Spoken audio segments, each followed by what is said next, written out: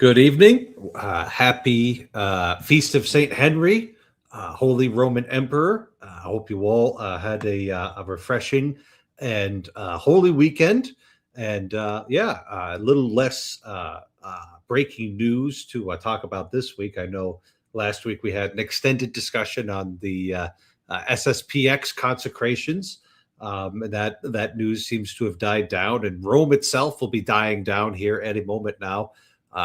Late July and August are typically vacation months for everyone in Rome, Roman Curia included. So, Pope Leo and the rest of the gang should not be producing any more news anytime soon. There are some things that I really love about being a priest, and there's just one of them that I want to talk about tonight, and it's a little thing, and I know it's maybe not unique to being a priest, but it is something that I absolutely do get to enjoy as being a priest. Is just some of the people.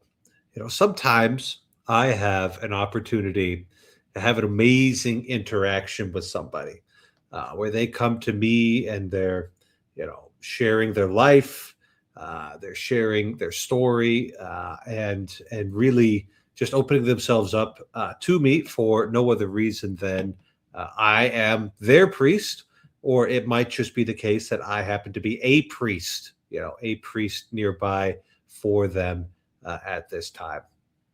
And I, like back when I was in seminary, I didn't think about that in particular. When I was in seminary, I thought about saying mass. Thought about hearing confessions and some of the fun things that seem very obvious that a priest gets to do.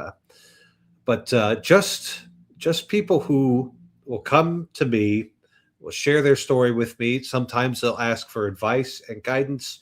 Other times they're just asking for prayer. It really is an amazing privilege and honor to be a priest for these people, because I just get to hear things that they might not tell everybody, things that might be a little bit more private to them. And every time I'm in a situation where somebody's just, sharing their lives with me, I just feel very honored by it. And I'm just continually amazed by the things that people will tell me, oftentimes very important and heavy things. But endlessly fascinating things. So I know sometimes I get very philosophical on here on this stream, and I try to solve this or that problem in the world.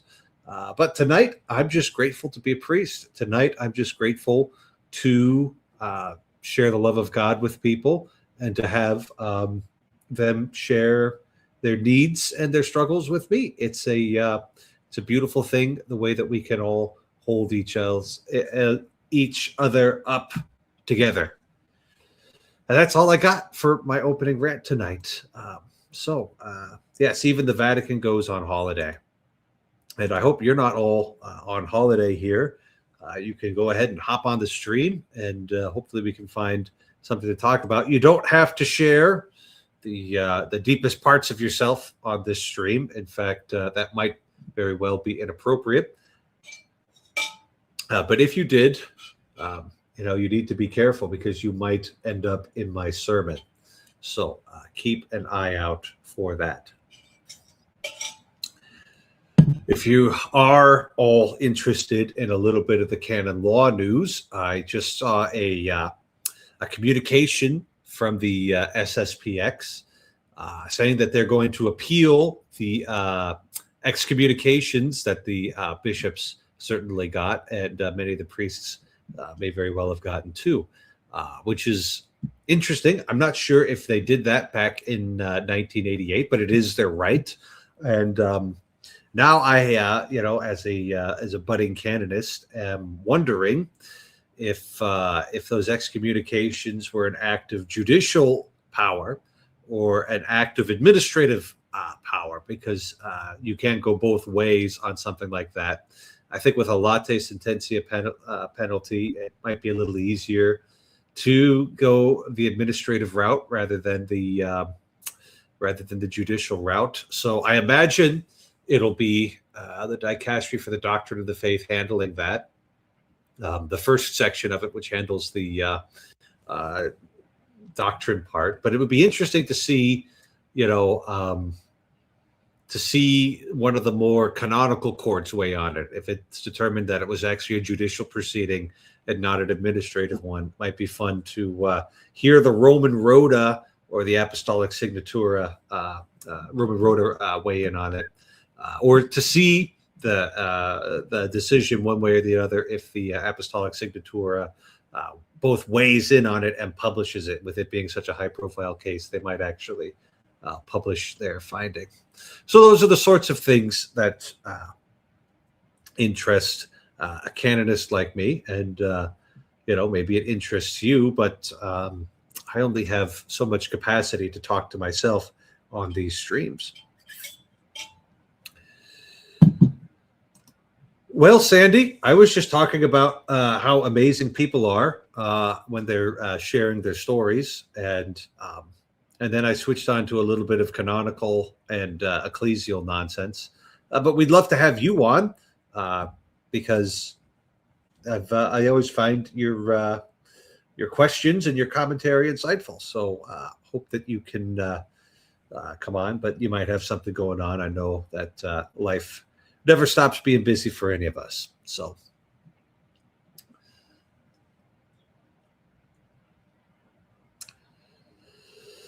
I am in my final weeks here at Catholic University of America in Washington, D.C. My comprehensive exam will be 10 days from now on Thursday, the 23rd. So,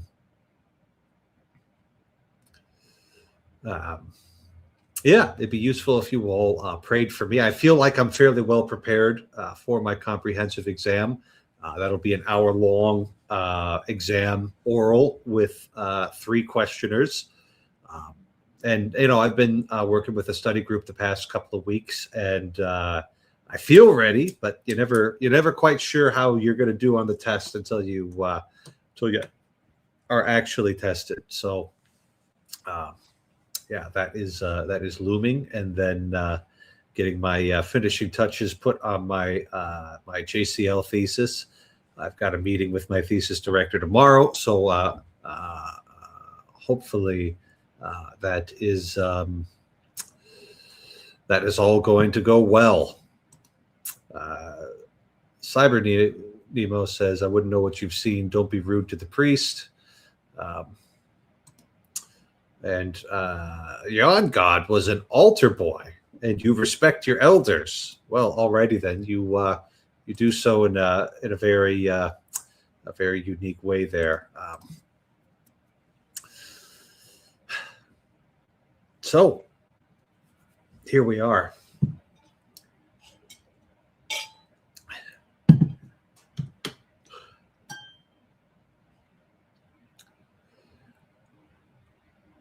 Well, the rule is that I can only keep this thing going for so long. I'll keep the lights on for a little bit longer, but my capacity to talk to myself is somewhat limited.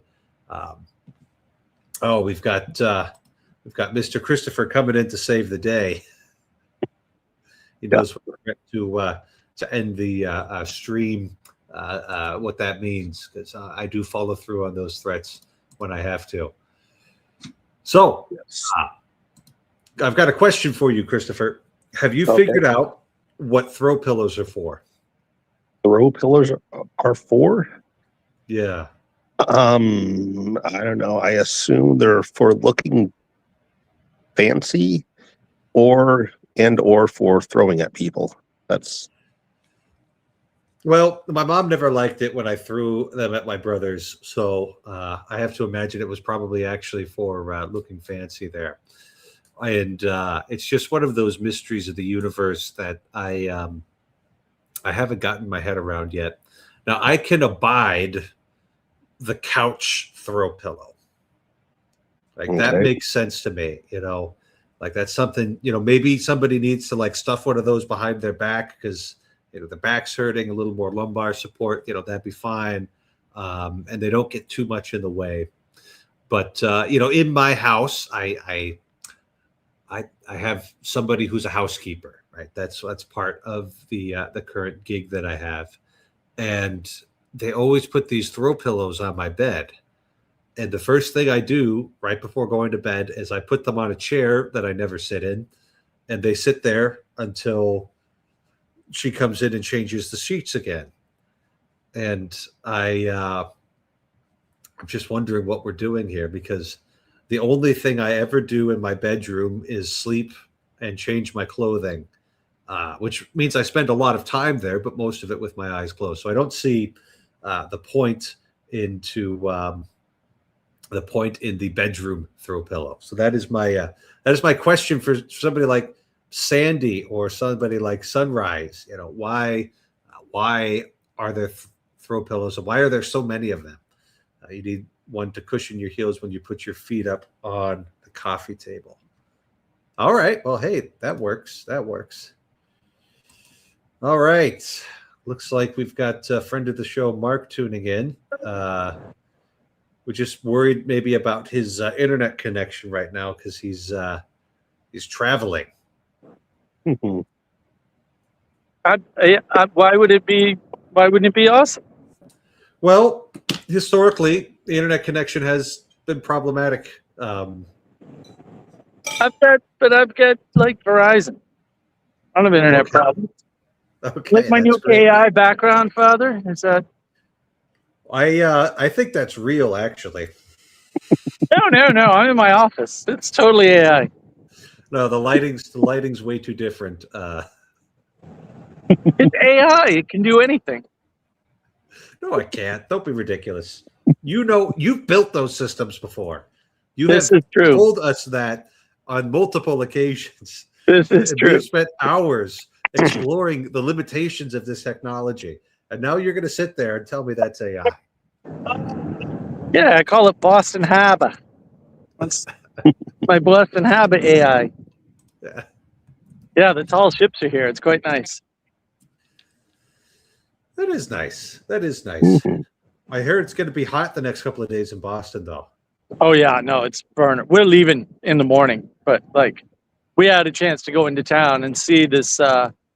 It might be the oldest United States flag in existence. And then we were like 2 miles from Castle Island, and I was like, well, hell, if I'm not, because that's where it flew. It flew at Fort Independence. I'm like, well, hell, if I'm not going to Castle Island on a 90-degree day in Boston, because why wouldn't you? And it was right up the street. And then it was like, well, it's time to go see the tall ships. So we didn't see all of them or anything because it's all like you got to walk up one wharf and down the other wharf and across and over, and it was a lot of walking already. So I don't know how many All right. ships there are, but we saw a bunch. I'm glad you were able to see us too. I hope you and Sarah are enjoying your trip.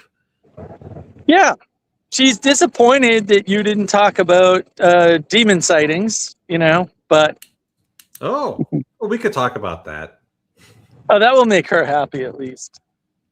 Yeah, well, I didn't know what to talk about, but that is a funny story. So, Mark and Sarah actually visited me in Washington D.C. last week. We went to a fabulous Italian restaurant, and you knew it was an authentic Italian restaurant because they charged you for the water, and they only brought one bill. Like that.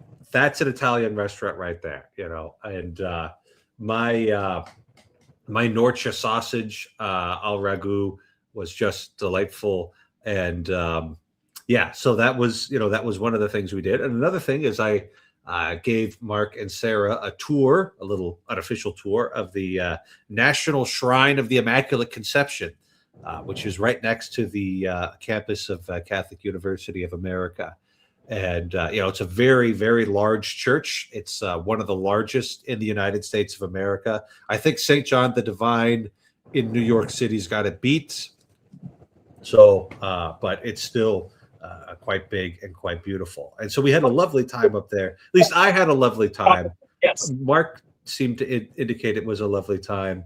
Hopefully Sarah did too. But we were walking. I was walking Mark and Sarah to the metro station. Just I wanted to make sure it was on my way home anyway, and wanted to make sure they were going to get back. And as we were crossing Monroe, we were walking down Monroe Street, and as we were crossing a street, a woman looked at me, saw the collar, and covered her face with a bag, turned and walked down the other street, and shook her fist at me as we were going on. And it was such an unsettling, change to her countenance and her behavior that I just wasn't sure. So I said the St. Michael prayer and made the sign of the cross. And as soon as I made the sign of the cross, Mark and Sarah did too. And I think that was all there is to it. That's all there was to it for me. Like I mentioned it at dinner, with some of the other priests and the hermit. No, I wouldn't. Yeah, demons are real, man. Like, yeah, definitely. Like, that was just like a really stark example of the stuff going on. You don't understand it. I don't understand it. But we better deal with it because, it's there and it needs to be dealt with. So, need some tools. Yeah. So, quick sign of the cross. It's good to have the St. Michael prayer. Commemory. His whole job is showing up and throwing Satan out. So, he likes it when you call on him to do that. As far as I can tell, he seems to, in an angelic manner, delight in serving the Lord in this way. Yeah. But gosh, I'd already forgotten about that. It's just another day in the life of being a priest. But if you're going to walk around, Brooklyn near Catholic U, you're going to see more than one priest. It's always hilarious to me when I'm at the gym on CUA campus, and you got all these, college age students running around, and then I look around and they're like, yeah, that guy's a priest. That guy's a priest. That guy's a priest. We got 4 priests here, and you could usually tell because they're over 30. And that's kind of a quick and easy way to pick out the priests at Kane Fitness Center at CUA. Yeah, you must bump into a lot of priests in that area right at the corner of the school and stuff. Like, what are you doing over there if you've got problems like that? Like, what are you thinking? Like, you need to not be in that region at all. Yeah. It's hard to figure, but say a prayer for her. She's probably suffering terribly.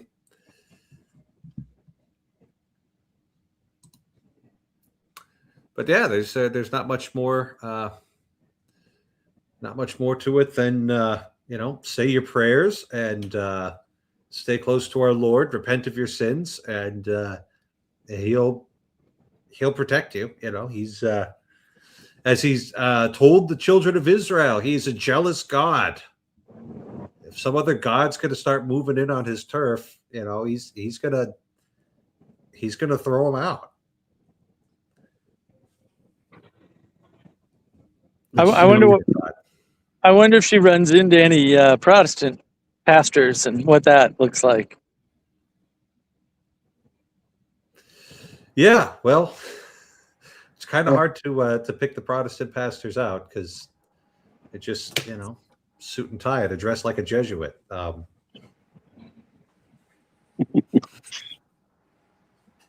The one Jesuit in my class consistently showed up to class in a collar. So, I'll give him credit where credit is due. Although now that we're in an online class, he's just in a button-up shirt, which it's all priests anyway. Like we know already. Yeah. So, how's it going, Father? Life's pretty good. Wrapping up my canon law studies here. I've got my comprehensive exam in 10 days, so make sure to pray for me. Yeah. How are you, Kirk? I'm good. I'm good. I've been well, Mark and I have talked a little about this, and we got some disagreements about it. But I've been studying a lot of mathematics recently. But that's fine. Yeah. If I had to choose an order to join, what would it be? That's a complicated question for me because I feel pulled to so many different things. So I think if I was going to become a monastic, I would want to join the Carmelite monastery in Wyoming, just because they're really they're really hardcore, and they sell coffee all over the country, and that seems like something I could get into.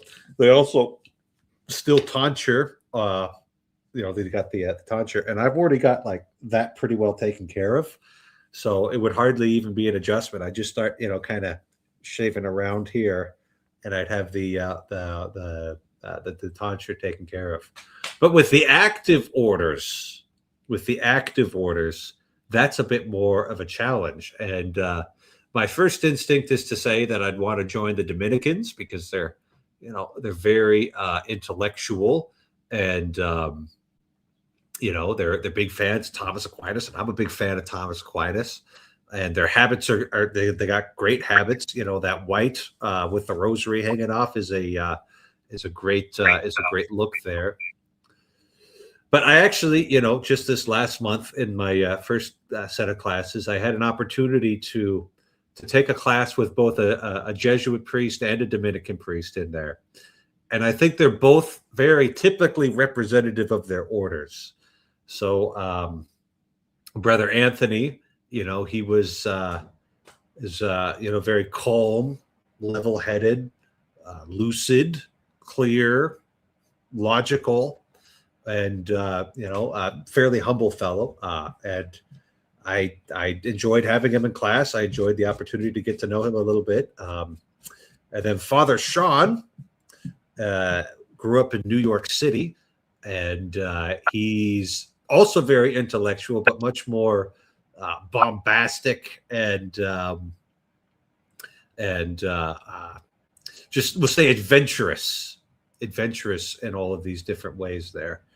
And so, even though theologically I would align a lot more with the Dominicans in the United States, I kind of feel like on a personality level, I'm actually a bit of a Jesuit, and I'm not sure how to feel about that. But there it is. We'll just let her be there and let her rest. And so, but to actually choose an order, I'd be much more likely to pick the Dominicans because they seem to be very well run. Yeah. I actually I did have a question, Father, but I didn't know if it was what we were talking about earlier. It was Go ahead. So I had a question about basically the Catholic Church's perspective on evolution. So, like, the person who discovered something known as Mendelian genetics, Gregor Mendel, was an Augustinian friar, right? And Mhm. so there were Catholics who accepted evolutionary biology, but I'm curious how Catholics reconcile that with the interpretation of the Bible as saying, like, they were just 6,000 years old and God created all the species and such. Yeah. So, I think the first move you want to make is to separate evolutionary theory out into its parts, because there's many parts to that when it's included. I think it was Alvin Plantinga who counted 6 distinct parts of that, and some of them are very uncontroversial. So like the ancient universe hypothesis that the universe would be something like 14.3 billion years old. That's actually not difficult for us to accept at all. You look at the genre of the book of Genesis, it's clearly, very different than a physics textbook. They're not giving you that kind of story, and they're not giving you that that kind of account. And so, We don't have to stick strictly to the 6,000 year creation business. And then there's a certain amount of evolutionary theory that just deals with small adaptations, so like, over time, the people who, settled in Scandinavia developed whiter skin and the ability to digest cow's milk into adulthood because those were useful traits in that part of the world. And like nobody would look at that, like we're just exploring the mechanism for how that sort of thing within the species happens. So that's not a problem at all. Kind of the big trouble with something called evolutionary theory and an assumption that just gets snuck in there, where the Catholic Church would be like, hold on, we got to slow this down, is the belief that everything had to proceed mechanistically and naturalistically. That is the point where we start to run into problems here, and so that would be something like denying God and creation, right? So if you're going to make that claim, at best God would have gotten the universe wound up, but he would not have intervened throughout there. You might call that deism. That's certainly with a very low view of God's providence in history, that he's not intervening at set points, but the world is ticking itself down like a clock there. And then especially when it comes to the creation of man, this is where it really we really got to dig into this, and we've really got to figure this out. The creation of man, from the very beginning has been held to be like an act of God in the world there. Now, I think you could be within the realm of good Catholic theology, that you wouldn't be condemned or beyond the pale if you believed that the body of our first parents were formed by an evolutionary process, and then God intervened and gave them an immortal soul. I think that could be a theory that you could, in good faith, hold on to, and wouldn't surprise me if there were a lot of academic types who held those sorts of theories, and you wouldn't get in any trouble for that. That would be within the pale. But there needs to be, especially with the creation of man, an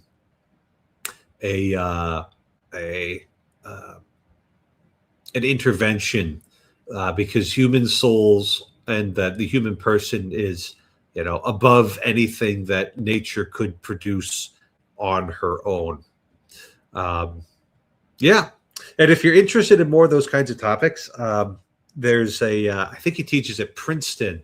His name's Stephen Meyer, where they're trying to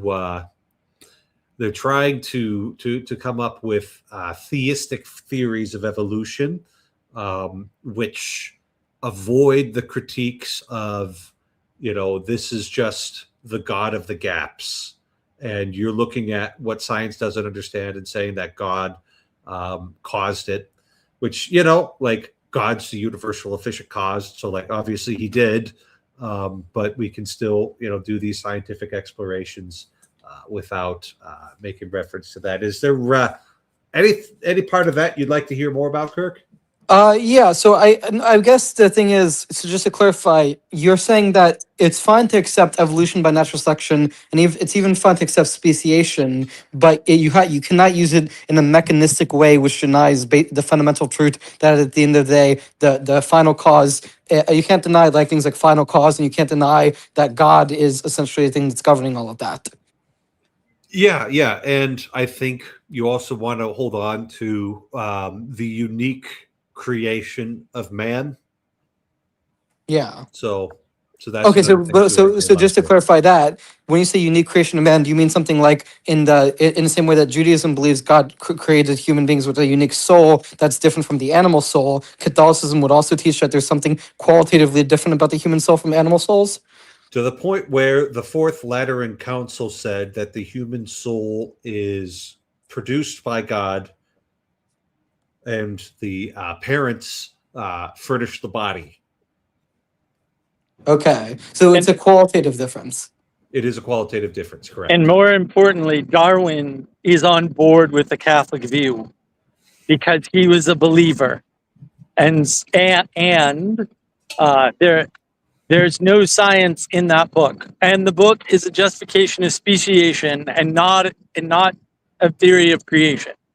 And the way people are treating it is as a theory of creation, and so they've renamed the book The Origin of Creation, and that was not the name of the book for a reason, because it doesn't contain that information in it, nor does it try to solve that problem. So, to Father's earlier point, they're sneaking in an awful lot of stuff. So, these are the guys who talk about Jesus smuggling, and they're doing the anti Jesus smuggling instead. And that's actually really important because there still remains no conflict, which is why the only people that will tell you ever in your whole life that there is a conflict between religion and science are scientists. Ever. It's a real mysterious thing, unless, of course, they're all lying scumbags, which they are. Science worshippers. Science worshippers are the ones who say that. There's plenty of scientists who can behave much more sensibly and yeah. Not all scientists are science worshippers. Yeah, and well, Mark and I were talking about the relationship between mathematics and science. And if I understand him correctly, I don't want to misrepresent him. So, Mark, you correct me if I'm mistaken. But my view is that mathematics is indispensable to science. And if I understand Mark correctly, he would say that mathematics is not generally good at mapping even open systems, which things are. But, like, for example, Professor, have you heard of like the Riemann hypothesis, where like the zeta function, the non-trivial zeros have a real component of 1/2, for example? No. I usually, Yeah. hire nerds to do all my math for me. So But for example, that Riemann there's a hypothesis, boat going by, though. We should all take a look at that real quick. I'm yeah, going to put Mark on full screen here. Hold on. Nope, that's not Mark. That's me. Here we go. Let's try this. There we go. That's a cool boat right there. We're all going to take a break from the stream and have a cool boat moment. All right. Very good. That's enough cool boat moments now. I'm going to go back to my rightful place here.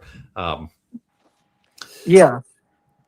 So I was just saying about the Riemann hypothesis that because it talks about the distribution of prime numbers, it's directly applied in cryptography because cryptography uses factorization of large numbers from large primes. Yeah. So the thing is that math has utility for anything that can be quantified. Yeah. So anything that you can quantify, there can be some kind of mathematical function that is useful. So cryptography is really all like that's hypermath right there, and we can do some useful things with the math there. But there's going to be huge amounts of reality that are just unquantifiable. How much do how much does my mother love me, and how much do I love her back? We're not going to sit here and try and quantify that.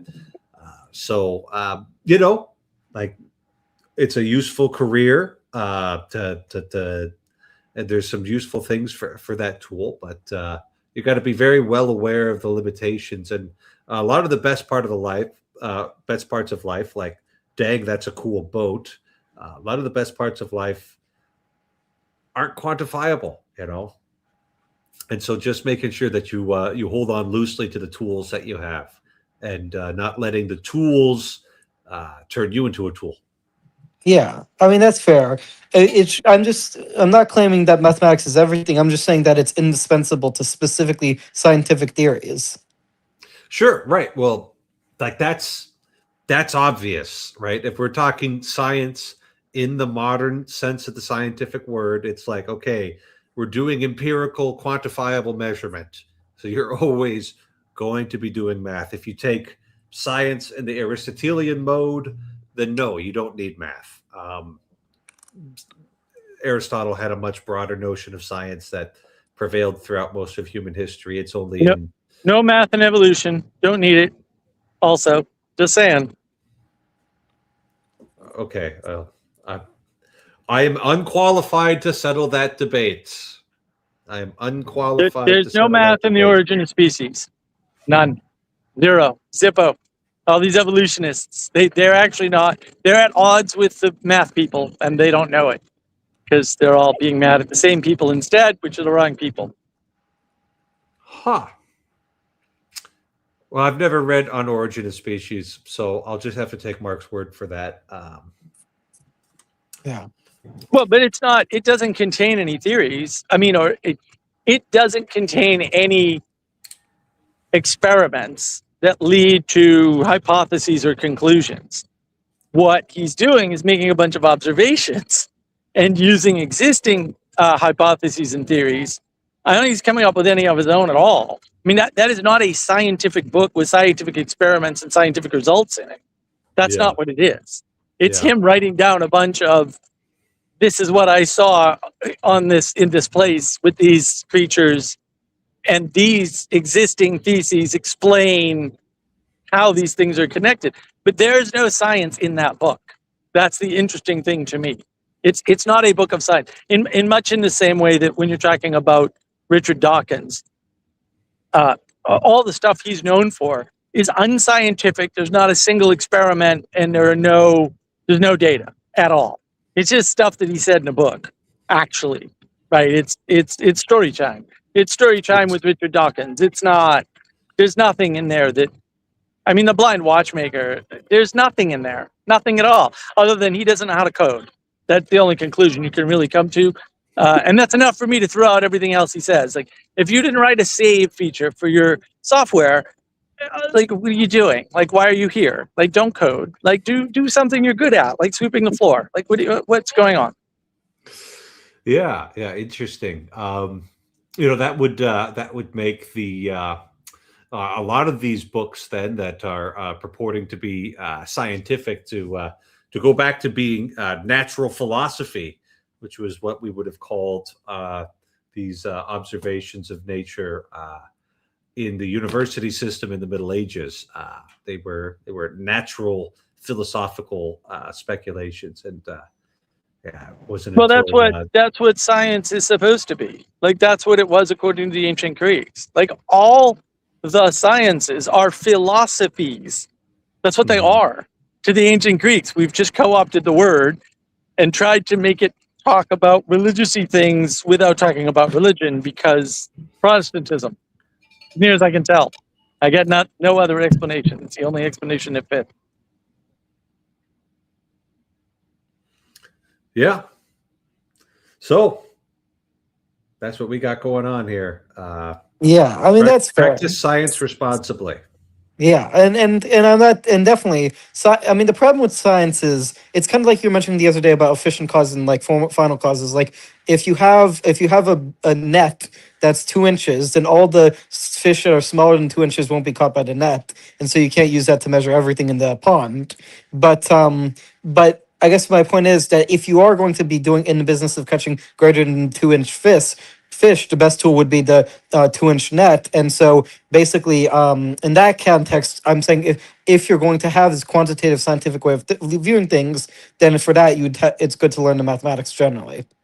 Yeah, I would say that if you're going to do experiments, then like doing the rigorous analysis and like really sticking to rigorous data gathering and rigorous data analysis, and forcing yourself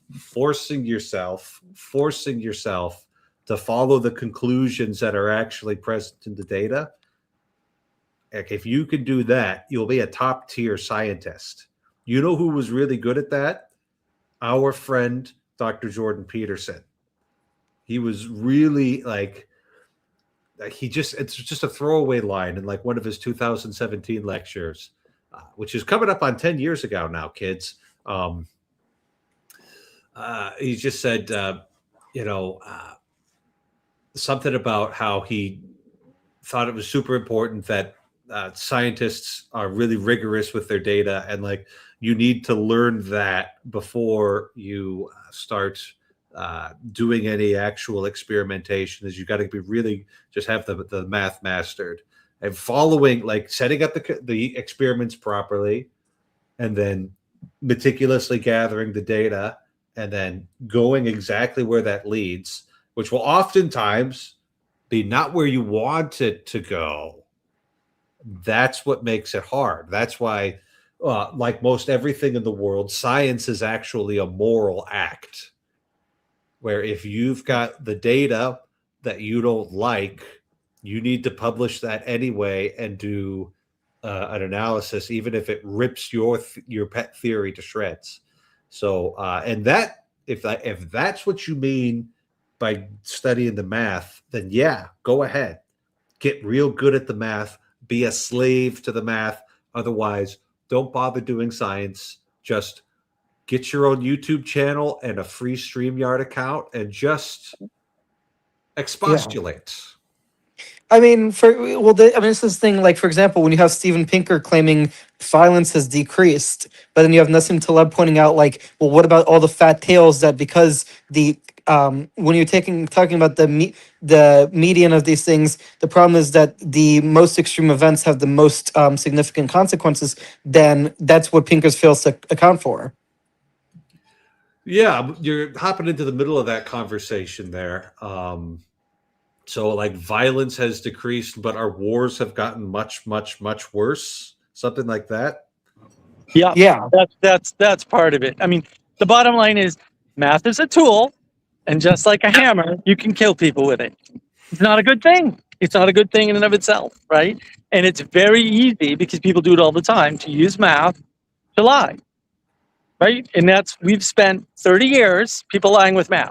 Like, it's so bad, there's memes about it. And there have been since the beginning. In fact, the earliest memes, before there were actually pictorial memes, were things like those who can do and those who can't teach, and lies, damn lies, and statistics, which is from like the 70s. So this math thing, not great. Not great. It's been used to lie to a lot of people about a lot of things. Well, yeah, P hacking. Look, p-values are just bad math, period. And any idiot could have seen it. I remember the first time somebody pulled p-values on me, and I went, "What are you talking about?" And he goes, "Well, if you do the p-value calculation," and I said, "But if you do the p-value calculation, it converges on 0. And I said, "This number is lower than 1 on this p-value for this thing." And he said, "Yeah, I know, see, so it must be right." And I'm like, "Do you not understand the problem with converging on 0 when you're doing a statistical calculation?" And of course he didn't. And I was like, "All right, well, you're just an idiot." P-values was never valid, ever. It was just never valid. These people fooled you because they could do this converge on 0 thing. And you're like, "Oh, it converges on 0, and 0 is certainty." And I'm like, that's really stupid. Like, you have to be really dumb. Like, honestly, you have to really not understand numbers to figure that would be a good thing. Convergence on 0 is, there are some uses for it, but man, they are very limited. And I'll tell you what one of them ain't, and that's certainty calculations.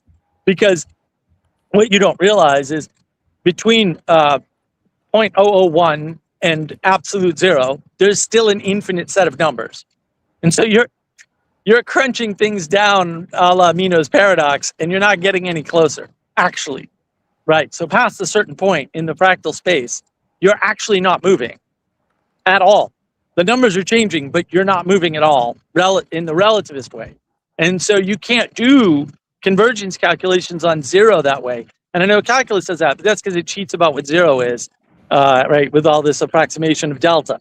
And that's fine. It has its utility. The utility is very limited. And for somebody not to know that, and then I come along and I can't even do math, and I know that. Like, it's intuitive. Like, obviously you can't converge on 0 if you're doing certainty calculation. It's obvious. Like, it doesn't, you don't need to do the math to figure out the math is wrong. It's unnecessary. But yeah, p-values, we're just always dumb. I have no idea how anybody fooled anybody with p-values ever, but you should weep for society and humanity that could ever happen. And by the way, continues to this day. Like, this is real stupid. Yeah, and people wonder why people aren't enrolling in universities quite so much, and why a bachelor's degree is no longer a guarantee to success and fame and fortune. It's like, the stuff just isn't working. Another cool boat. This is a great time to be alive, Mark. Yeah.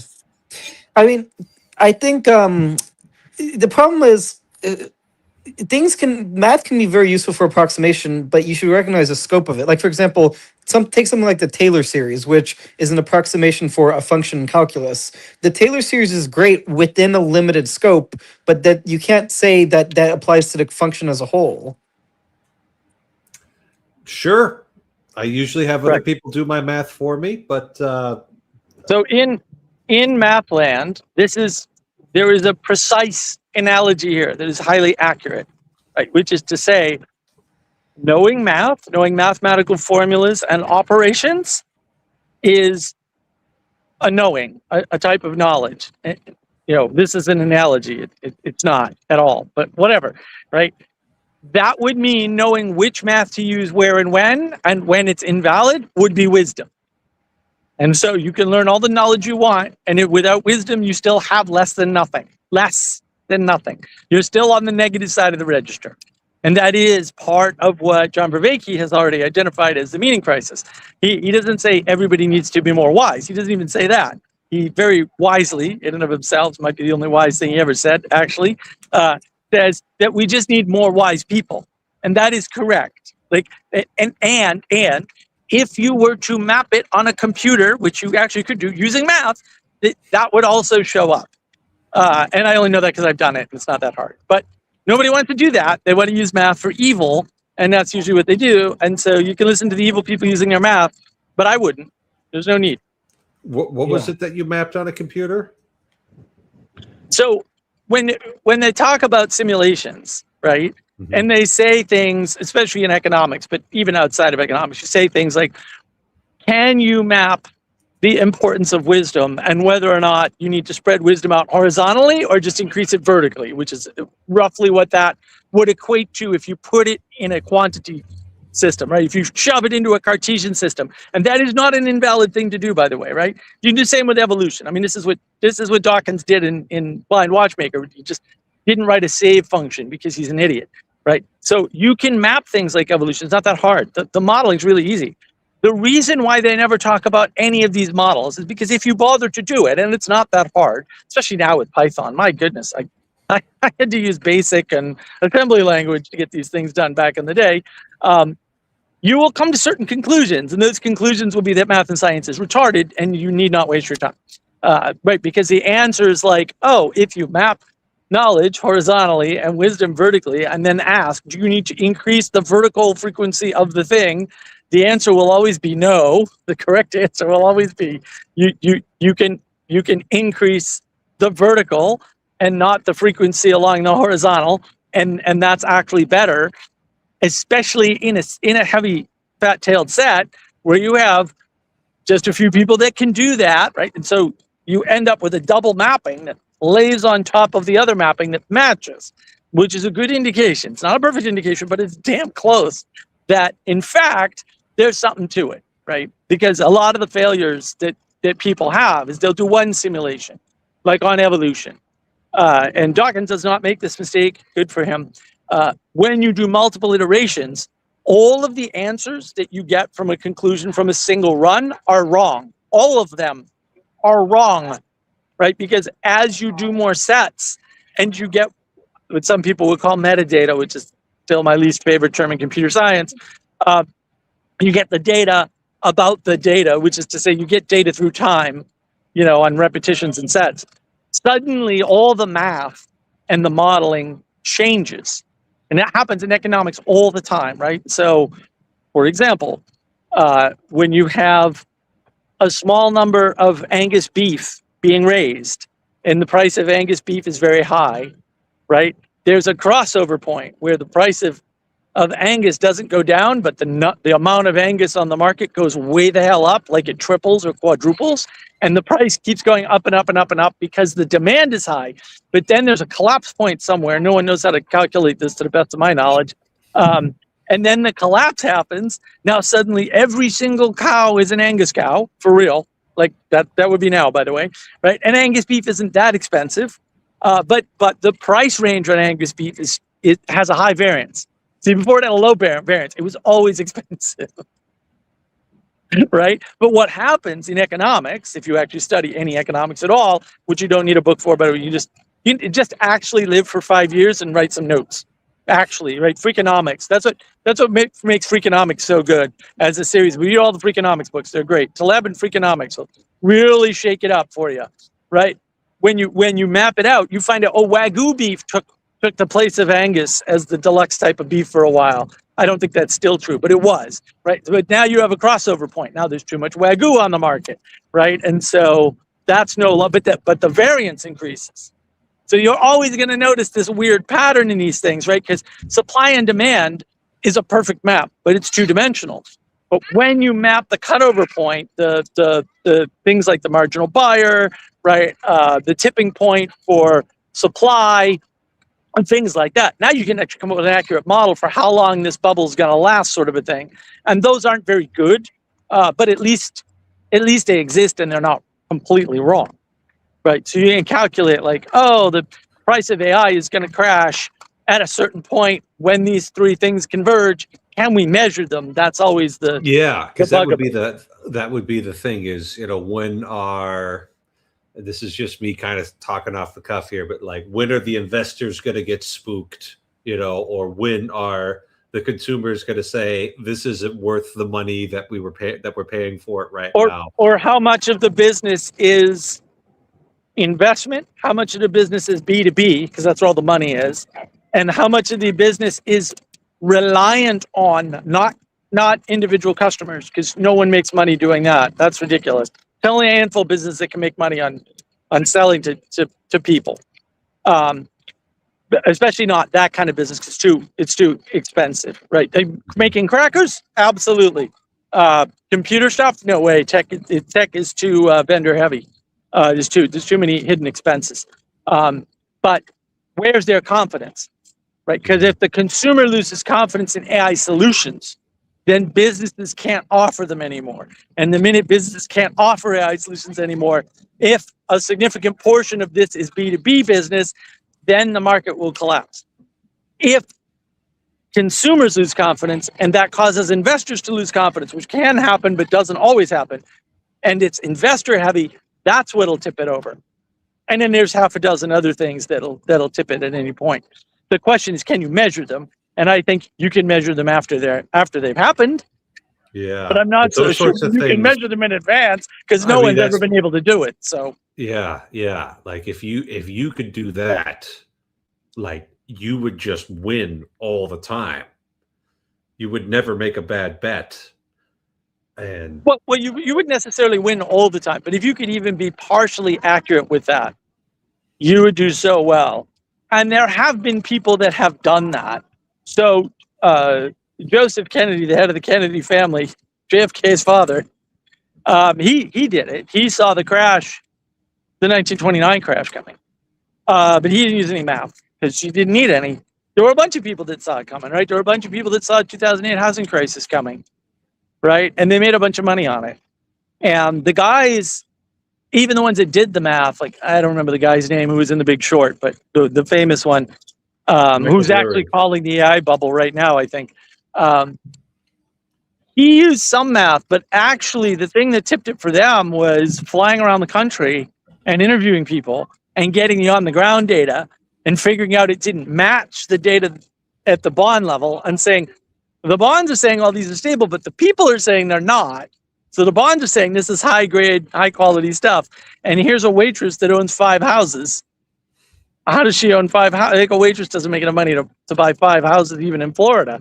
What the hell's going on? Right. And so they knew the disparity was there. You couldn't calculate that with math. It was impossible because, and even The Big Short got this completely wrong. It was all fraud. Like the thing that caused the problem was the fraud.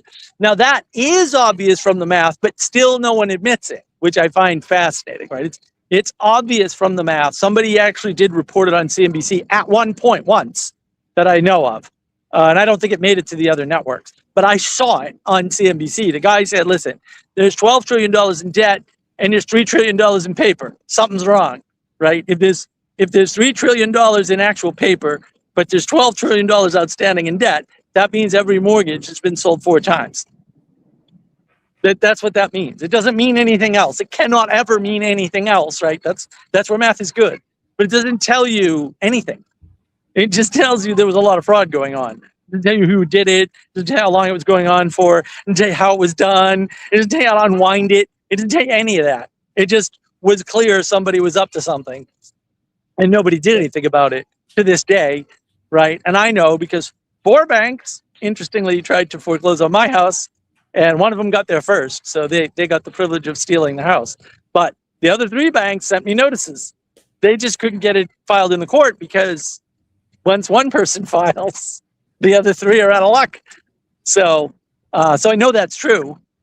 Aside from his report, he did the math, but the math doesn't do you any good in predicting any of it. So, I mean, ultimately, it's David Burry. That's his name.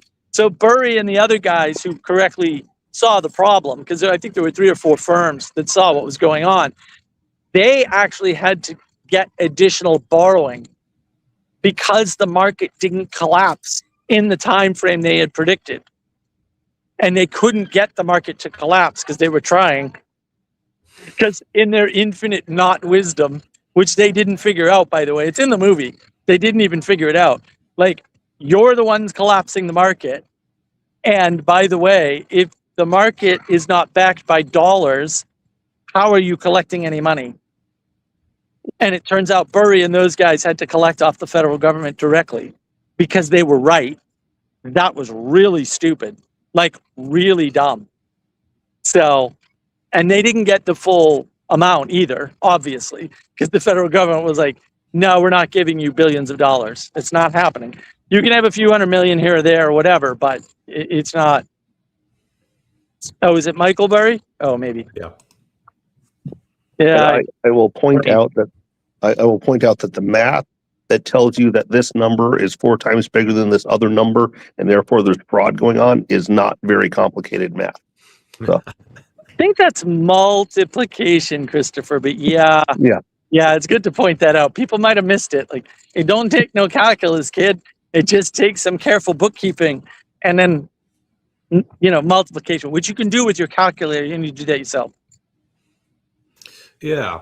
So that's the thing, a useful way to think about,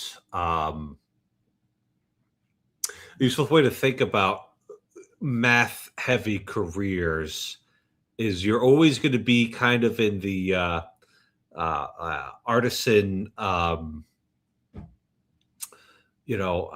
somewhat servile labor, right? You're always going to be at the service. Like, you could think of, what am I trying to say here? What I'm trying to say is that the people who have the wisdom and the prudence to govern things and have them work well, they have people crunching the numbers for them.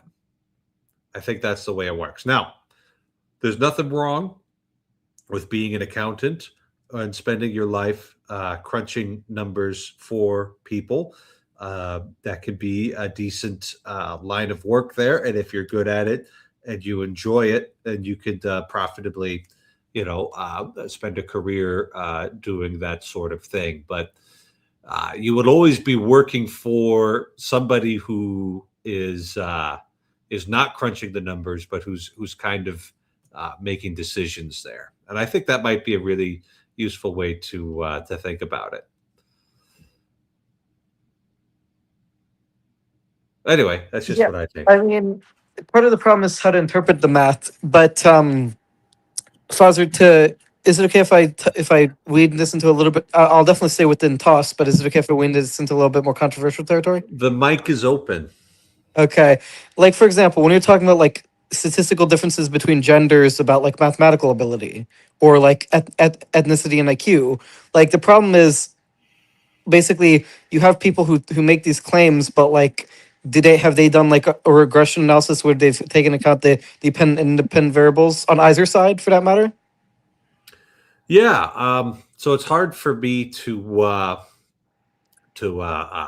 go to war against people, and I say inside your head because I don't know exactly who it is that you're talking about there. But if we were to look at Well, so for something, example, okay, go ahead. if you want me to name some people, so for example, someone like have you heard of Charles Murray? Charles Murray on Yeah, author of the he's bell curve. the English guy, isn't he? No, Charles Murray is the author of the bell curve. Okay.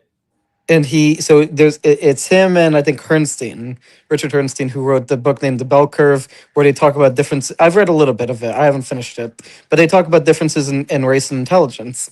And then you have other people like Noam Chomsky who say that race and IQ have no genetic correlation, or it's meaningless to talk about the genetic correlation. So what I'm And saying is the problems with these debates is like it would be great, at least from my perspective and like the perspective of popular science, is that popular science does not provide the actual statistics or mathematics, so the audience can't decide for themselves what makes most sense in an informed way.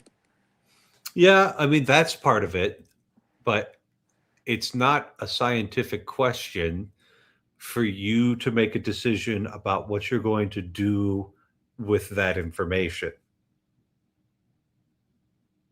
right? It's like, well, what do we make of this, right? If we're going to just look at statistical, another interesting statistic is that apparently over the past 115 years, people's IQs have across the board gone up, and they keep on having to adjust that, so like, well, gosh, I guess getting the lead out of the gasoline was a good idea after all. Um, uh, yeah, we could just make cars run on 87. That'll be fine. So yeah, like what do you do with that sort of information? And I think, if you're going to be wise, and this is my attempt at wisdom here, is that you never know if you're dealing with an average person or a below average person or an exceptional person, and you need to be very careful in allowing your first pass heuristic judgment to begin to color like a long-term relationship with somebody, and striving to hold to values of procedural fairness, and however those work out is maybe the best way to do. So it's like, okay, it's one thing to have those sorts of numbers, but it's another thing to choose what to do with it. Um, so so yeah, I think that would be the way to resolve that. It's not that, like giving a person who's intent on a certain sort of racially animated evil, giving them information about IQ statistics across broad populations is unlikely to change their mind. And giving a good person that same information is also unlikely to change their mind, or rather their heart. Maybe that's what we need to be looking at there. Yeah. So, Yeah, and that's true. But what I was specifically referring to, Fozzy, in this context, is arguing against people on the far left who say, well, that because of these differences in IQ between the ethnic groups or between the genders, that must be because of like societal oppression or like Marxism or their Marxist narrative. yeah, well, the thing about something like that is we are talking about something that's got multivariate causality there, right?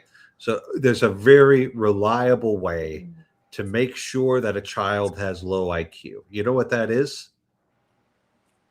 What? Malnourishment, right?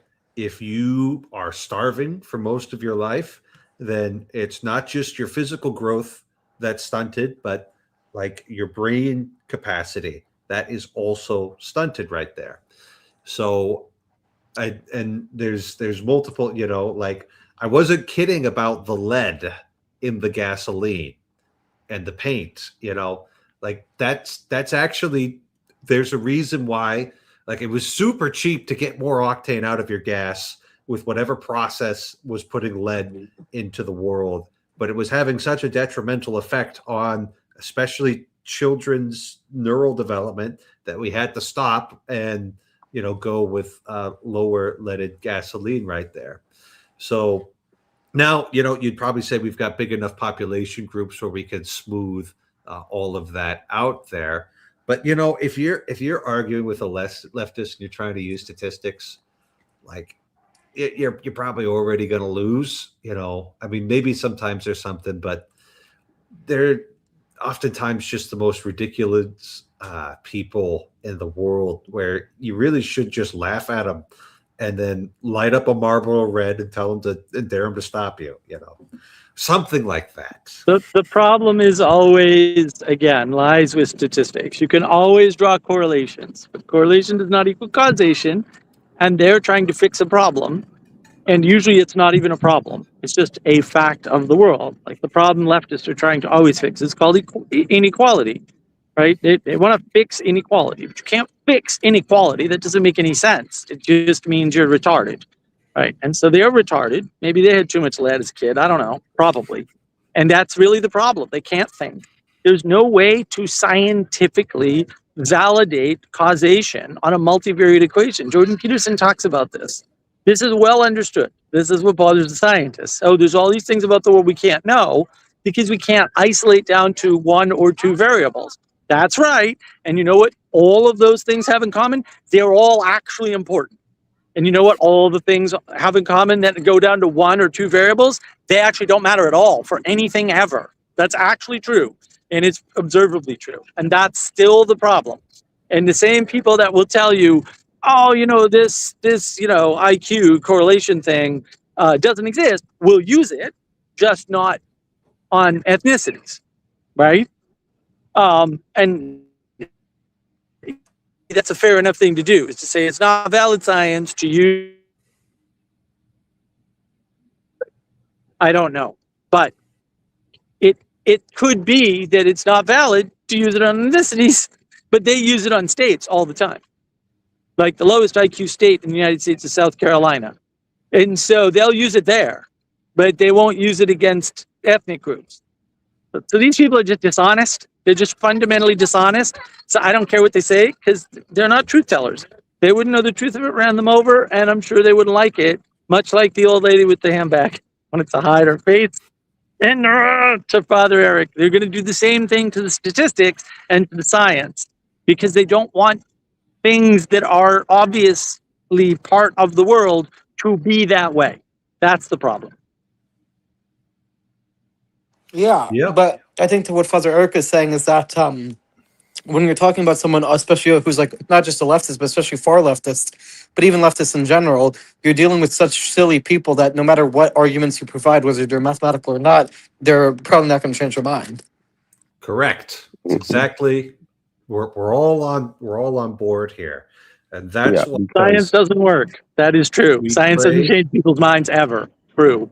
They use it to validate and justify a pre-existing idea. They don't use it to change their minds or to change other people's minds. Yeah, that's why we pray for people so that God will save them, because it's beyond any of our ability to manage this. And sometimes he does. Thanks be to God, right? Sometimes, and the wonderful stories, like I started off the stream with, that I get to hear, I get to hear what God did for people when they were in a very lost place. And as it turns out, he really does love people. And sometimes when people just open their eyes just a little bit, a lot of good stuff gets in there. So it's a really delightful thing to see when it actually happens, but none of us can make it happen. And I think that's so many people, and I'm not just talking about, people that we disagree with here, but good people will try and make good things happen. They're going to try and force somebody to be good. And it just ain't how the world works. Like, it's just, oh, it's another cool ship. Mark, I want to see that ship. The black one. No, the other way, other way. Yeah, look at that. Oh man. That's a cool ship right there. All right. Yeah. Yeah, I think the image that comes to my head when I think about trying to force people to be good is Jesus, our Lord, in Jerusalem, right? And he's not on a cool boat, unfortunately. Jerusalem's landlocked. Um, there's just a couple of streams and springs. He's trying to talk to the people who should be listening to him and who should be receiving him as the Messiah. And there's this continual, like the frustration, like it seems to be going a little bit both ways, and then we're talking like John chapter 10 and 11, I think, where it's starting to get really tense, and in here, who are we talking about right now? I know that we've got a variety of people listening to this, but I'm a Catholic priest and I'm going to talk from a Catholic perspective. So you've got the Son of God, anointed by the Holy Spirit, divine nature joined to the human nature in the one person, unable to convince people of his identity. That right there is the mystery of iniquity right there. That sometimes people are so caught up in whatever it is that they're looking at that they won't open their eyes even a little bit. So that's what we're bumping into. And, it's frustrating. And I remember being a young seminarian and thinking that I was just going to take all of my philosophy and like go argue people into being correct. That's a fine thing for a young man to do, especially with other young men away from the rest of us, because it gets a little tedious once you're past that stage. But yeah, it doesn't work. You can't force people to be good.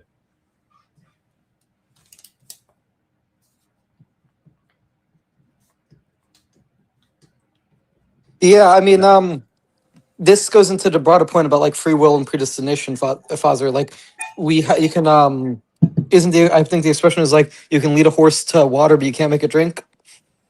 Correct. Yeah, because the horse is Well- bigger than you. yeah.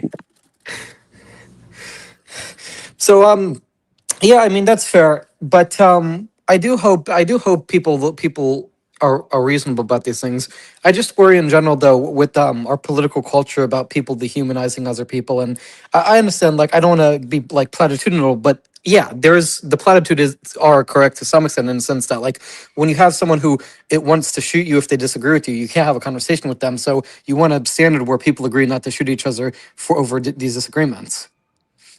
Yes, I'm 100% on those standards. The only people who should be allowed to shoot anybody is Mark. Well, And he'll also have to. the And willingness heavy will the crown be that he wears.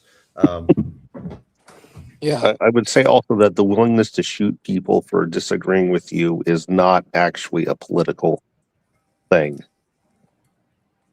That's not you can't vote your way into or out of that state of being. Yeah, no. At a certain point, like okay, so we're all Americans here. It is semi-quincentennial of our country, and we're all going to be super proud of it. And I think it's great that we have these democratic processes that should render political violence entirely unnecessary. And like the protection of natural rights and all of these legal protections that we have, it's not a perfect system, but daggone it all, if it hasn't worked really well. So Yeah, we should hold on to that. And anybody who's just like, oh, and I saw this thing where, okay, so it was just a meme copied from X. I was saying, when Will Stancil got punched by an Antifa thug, there was a whole horde of groypers that came out and said, "Don't you touch this guy? He's one of ours," and and then and apparently this was a common phenomena. I managed to miss it, where after Charlie Kirk was assassinated, there was like, well, hey, I agreed with 90% of what he believed. Do you want me dead too? And the other side was like, yes. So, if you're just going to start shooting people who disagree with you, we can't have democracy anymore. And or protection of natural rights and due process and all of that. So it's just going to be the strongest man who's winning. And what that means is that, it means that Mark's going to be in charge. And if you don't want that, then, you need to consider carefully. What if the entire political system, oh, that's another cool boat. Your bit rate's dropping, Mark, so I'm not going to put you on full screen, but that's another really cool boat. What if the entire political system exists only to protect us from Mark and men like him? Just consider that.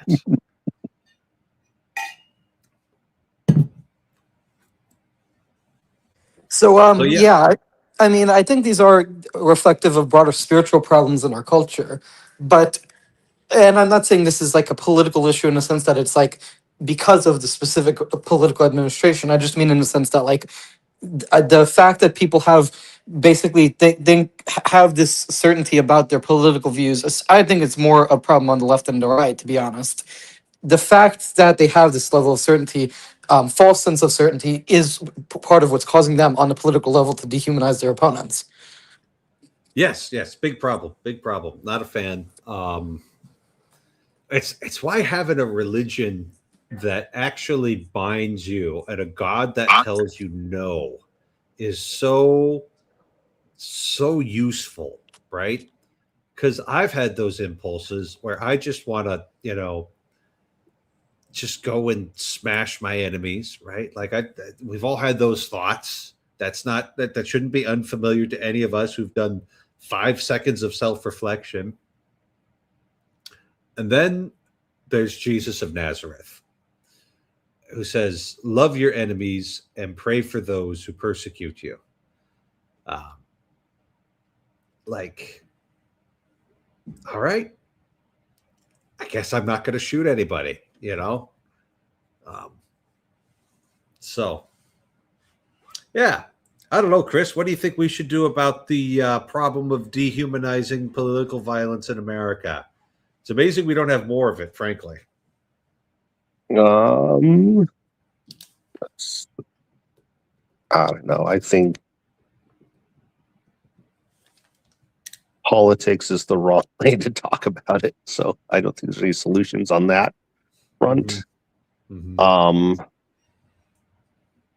I mean, I think we could get more people to go to mass, go to confession, pray the rosary, and don't skip leg day. I think that would be very helpful. I think that would be very helpful. I mean, especially, I will say, don't skip leg day, because if you're going to leg day, that'll solve a lot of your like problems with other people. You'll realize you have more problems yourself than them. Leg day. Well, first off, after a really heavy set of squats, you don't feel like getting in a fight with anybody. You're like, I'm tired. I just want to go eat chicken and rest. So yeah, that's another useful thing. But no, that is of course the correct answer, and I'm glad that you were able to come to that. Looks like we've got a question here in the chat. Can a Protestant go to confession? So I know there are certain Protestant denominations that practice confession. So if you're an Anglican or a Lutheran, all I would say is you should talk to your own pastors about that. Now, I've had a couple scenarios where Protestants have come to talk to me in the confessional when it's clear that's what I'm up to, everything that I hear in that context, I have under the seal of confession. So the seal of confession even covers things that aren't a sacramental confession, if that's what it kind of looks like's going on in there, and somebody could reasonably believe that what they're telling you would be under the seal. But very often I haven't given them sacramental absolution under those circumstances. I'd say ordinarily the only time that a Protestant could go to confession and receive sacramental absolution would be in danger of death. So if somebody was in urgent danger of death, they're like, "Father, can you hear my confession?" And let's say I knew this person was a Baptist or whatever, I'd be like, "Yep, urgent danger of death." Honestly, in Catholic canon law, urgent danger of death, I have the authority of the Pope, right? So somebody's got a excommunication reserved to the Apostolic See, but if this guy's in urgent danger of death, that would give me the ability to lift that excommunication and give him absolution. So it's salvation of souls is the supreme law of the church, which must be kept before your eyes at all times. And the church's law has that in there. Yes, basically, and most priests will be flexible on this. I would say that all of these scenarios that I've described of a Protestant coming into the confessional and telling me things, those have all been kind of one-off occurrences, and I'm quite patient with a one-off occurrence.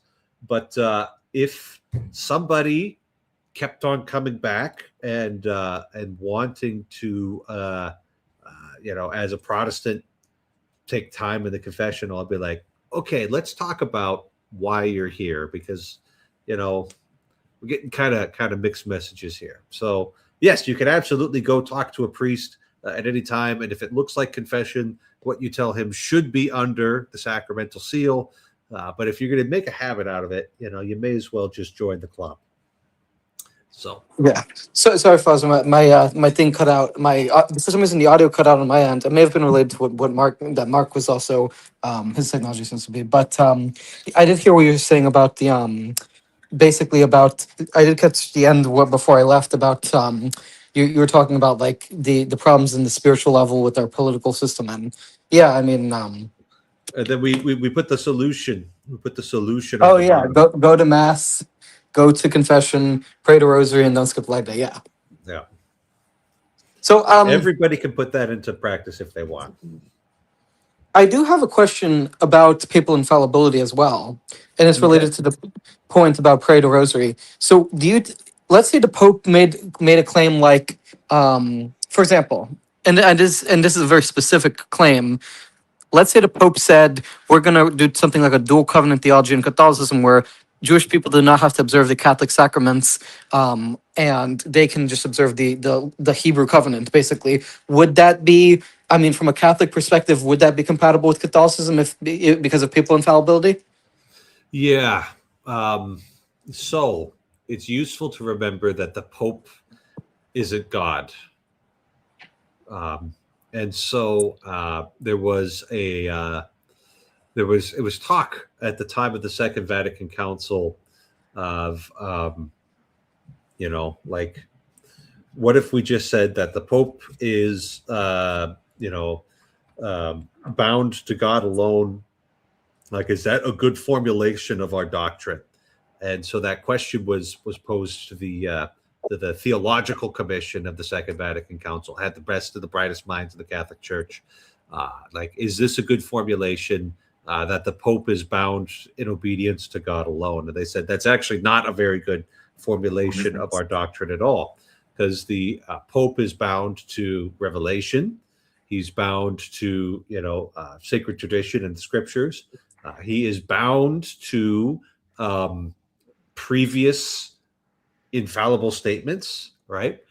He is bound to the fundamental structure of the church. There's certain things instituted by Christ. He's bound to the sacraments, and the form that the apostles. So there's all these different places where, if you just read about infallibility and nothing else, you might think, oh my gosh, the Pope can do whatever sort of proclamation he wants for Catholics, and they have to believe it. But it's like, well, he's bound to a lot of these things, and so the function of infallibility, the way that it works, is ultimately it's a very conservative thing. It's sort of, when the church is reflected on a particular question, or when the question is very urgent and pertinent and needs to be addressed quickly. That's where the charism of infallibility for the Pope, or an ecumenical council in union with the Pope, that's also a subject of infallibility right there. Although there weren't any infallible, per se, infallible statements in the Second Vatican Council. There were, I think, in the First Vatican Council. So it could be useful to have an ecumenical council to build consensus around some of these questions. So, and you'll see that. I remember studying the Council of Trent when I was in seminary, and I had a professor who was very well informed about, Catholic confessions, and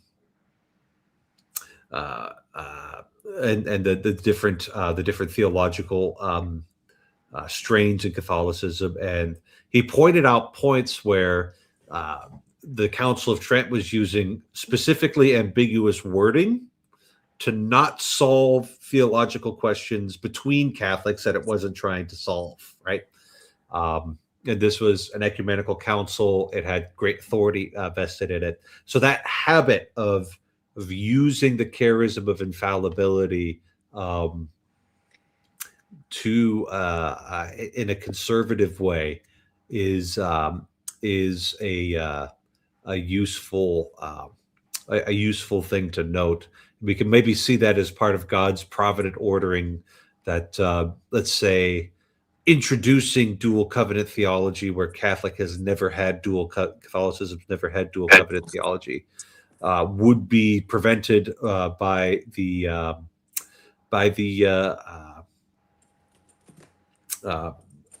power of the Holy Spirit, right? Like the charism, isn't actually useful unless it actually operates charismatically, where the Holy Spirit comes in and intervenes. So, yeah. And real quick with Aolson Helper, we're going with Aolson. That's how I'm pronouncing your name until you correct me. Always talk to your local priest. Always a good idea.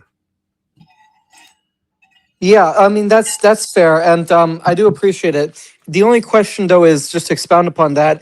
Do you think that? So you're saying that basically the Pope is infallible within a context, right? So the Pope is infallible, but not in the same sense that like God is infallible, which is like he's not omnipotent, omniscient, etc.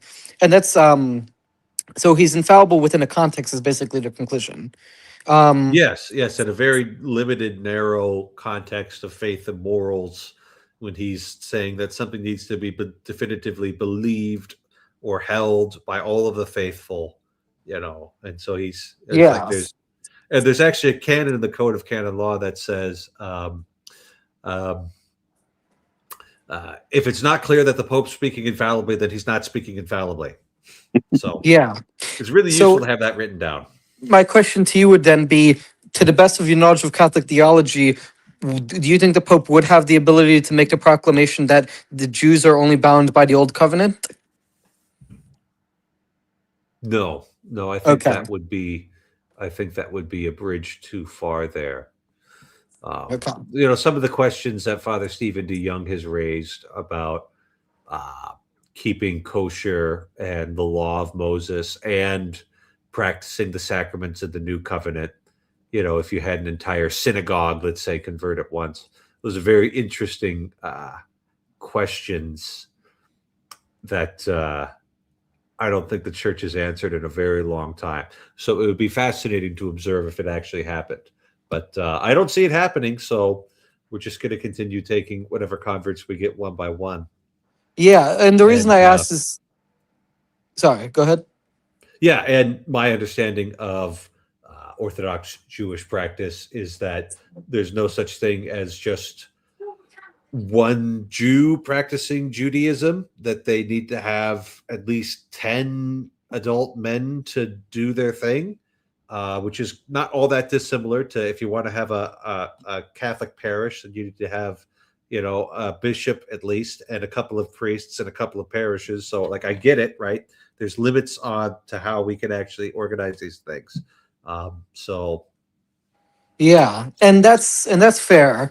And so I guess the thing would be that yes, the Pope is infallible within a context, but the context he does not have the ability to do is something like biblical precedent. And you would say that the universal covenant of Jesus, and that also applies to Jews. That's not something that the Pope can override to give dual covenant theology. And the reason I asked though is because, as you know, I'm a Noahide, and so from a Jewish perspective, we do believe in a sense of like dual covenant theology, that Jews have their own thing and Noahides have their own thing going on, and that's, I mean, we can agree to disagree about that, but I just wanted to know if like what would be within the bounds of Catholicism for that. yeah, I think that's out of bounds for Catholic faith right there. And Yeah, I could study the issue a little bit more closely and carefully, but my gut is that we expect the new covenant to be, the new and yeah. eternal covenant. That's our mission there. So yeah. So would you say then, would you say this statement is heretical? What about the idea that the reason that Jewish people are so successful historically, like for example, with having a disproportionate number of Nobel Prize winners and mathematicians and scientists and stuff, is because, and philosophers for that matter, do you think that like the high level of economic and intellectual success of the Jewish people, do you think it's heretical to say that is because God favors them? Well, that's an interesting question right there. And I remember being, seventh and eighth grade, and I just picked up a Bible and started reading it, and I got to those portions of Deuteronomy where God is promising prosperity for those who keep the covenant that He's making with them at that point. I'm like, oh, you know, like, well, I wonder if that's what's happening. Like, I actually had that thought, in my pre-theologically informed youthful mind right there, and I guess that's possible, right? So, one of the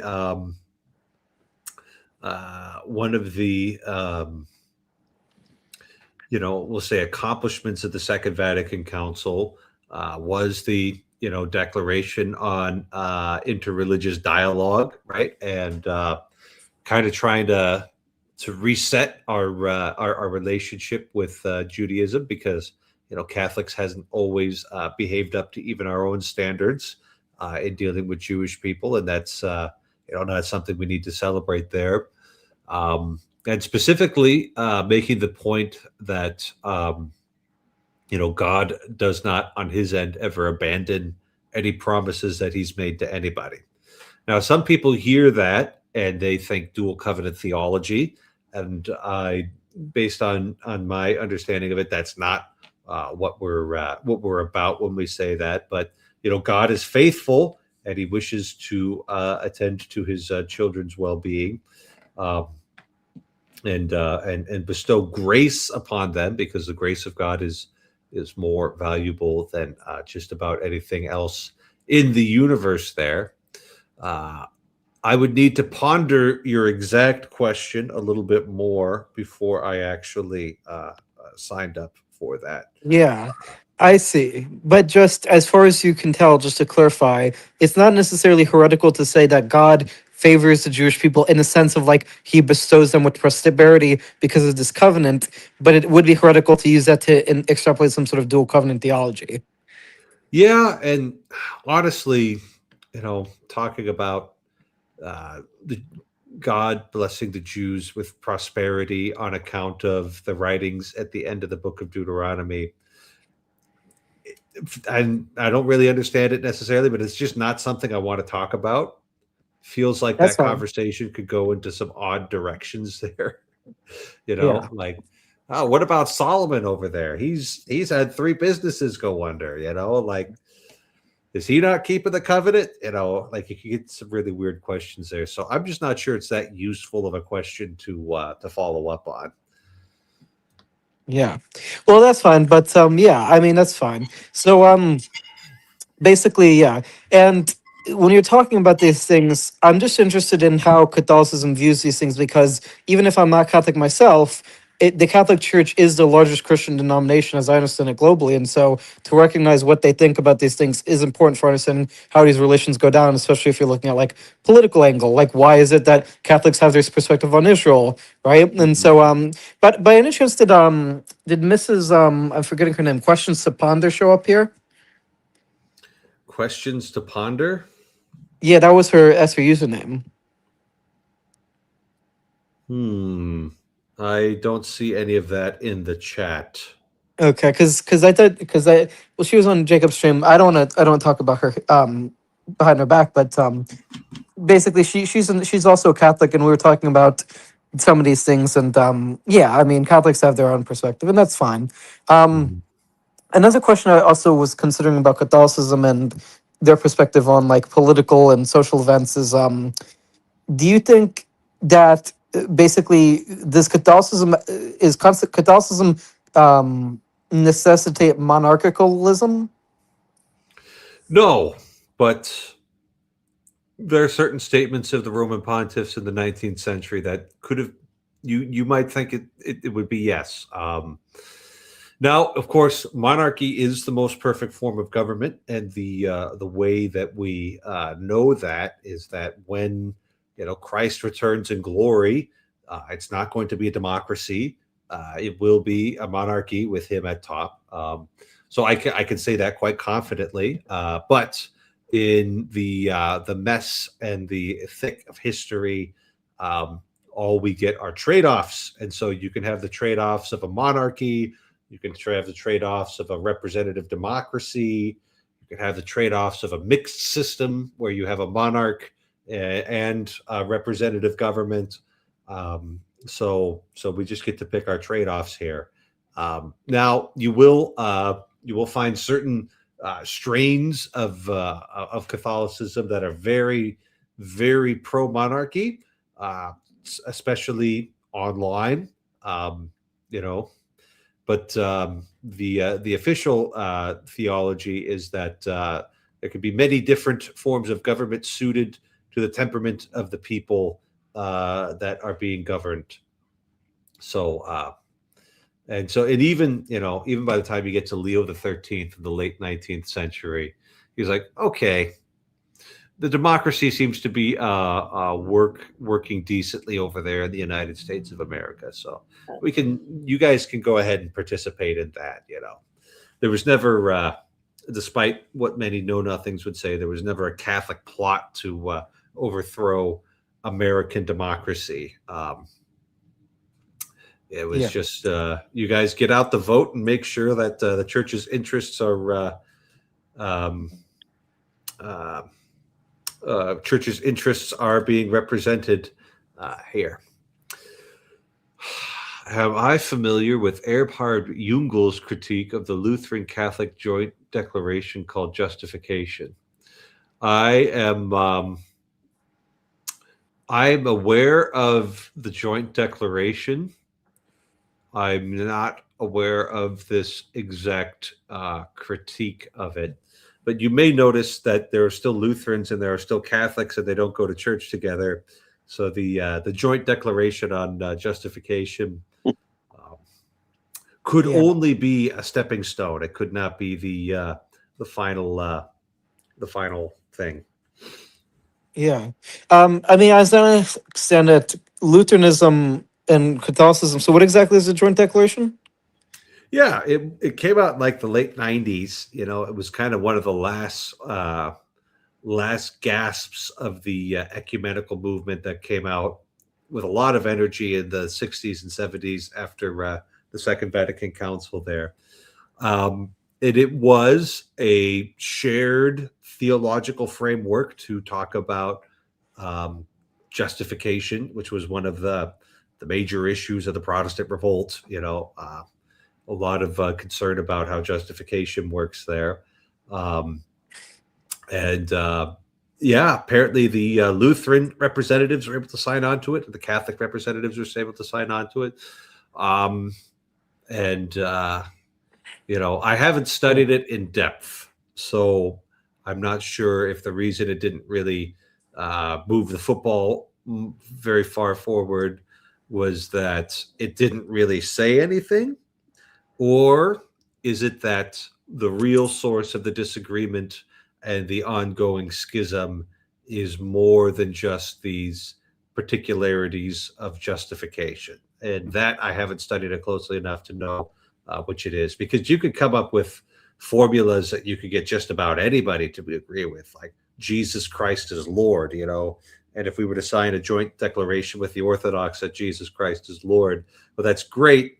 Glad we can, but like that's not going to fix where the actual problems are. So you just got to handle these things perfectly, or strive to handle them perfectly.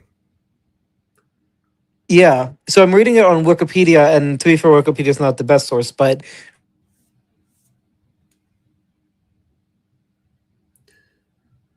I mean, something that I do remember from it is that they said that sanctification always follows upon justification, which is nice, that to know that Lutherans have a concept of sanctification, because I hear an awful lot about the snow-covered dung hills.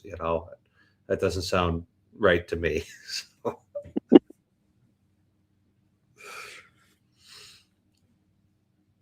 Yeah, the justification by faith alone, from the little bit that I've looked at the stuff, it seems to be like you're separating justification from sanctification on paper as like a legal technicality, but you can't actually practice justification without sanctification. So yeah. I don't know what at some point what are you even talking about? So Well, I was just asking basically if it's the difference between saying that Catholics and Lutherans both agreed that you have to justify belief in Jesus, and that belief in Jesus can be proven through reason. No. This isn't that at all. Okay. Yeah, justification is the movement from. It's basically the movement from being among the condemned to being among the elect.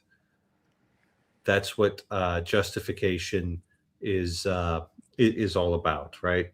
So the moment that you're justified, you're now transferred from the kingdom of Satan into the kingdom of God. And so that's where all that by faith alone stuff comes from, right?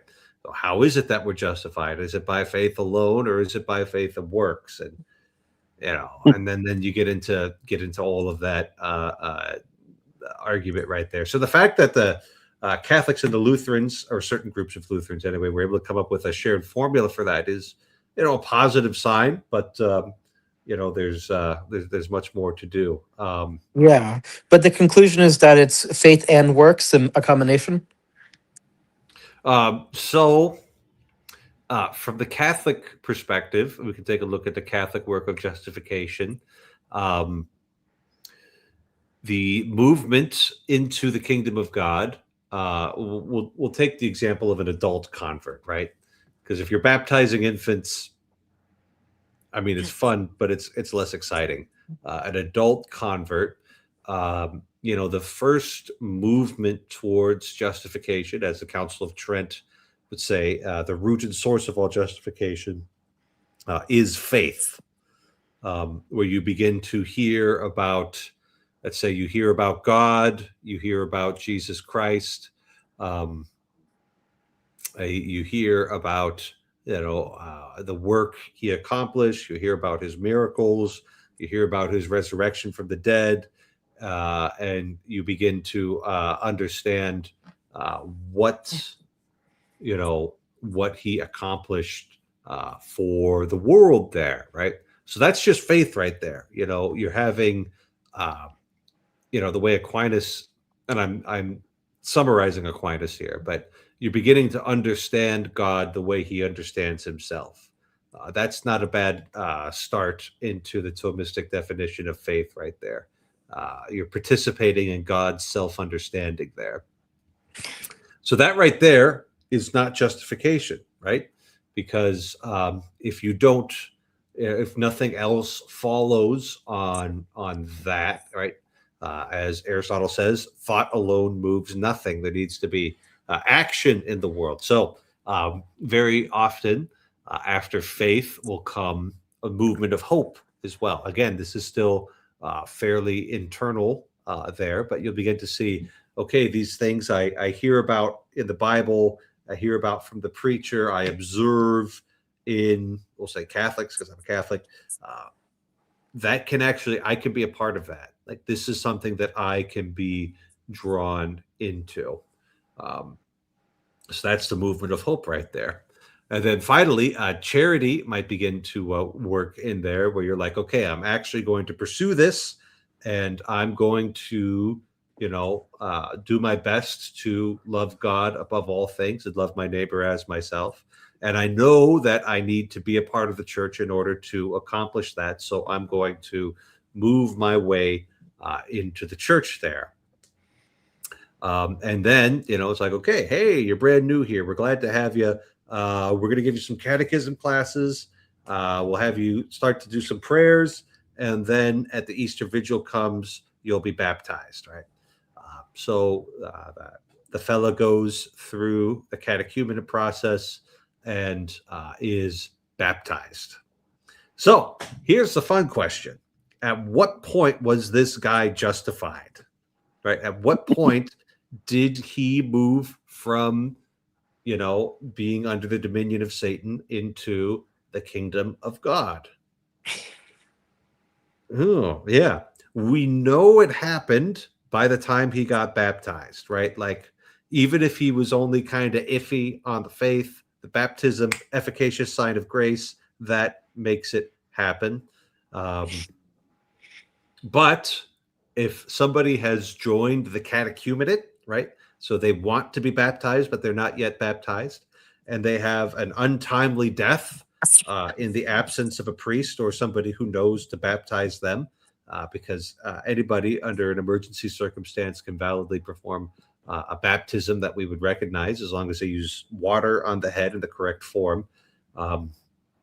We would give them a Catholic burial just for being a catechumen there. And that's an ancient tradition right there. That's not something that Vatican II came up with. That's been in the works for a very long time. So, we can look at what begins with the hearing of the word of God and what begins with faith. We say that's the beginning of justification right there.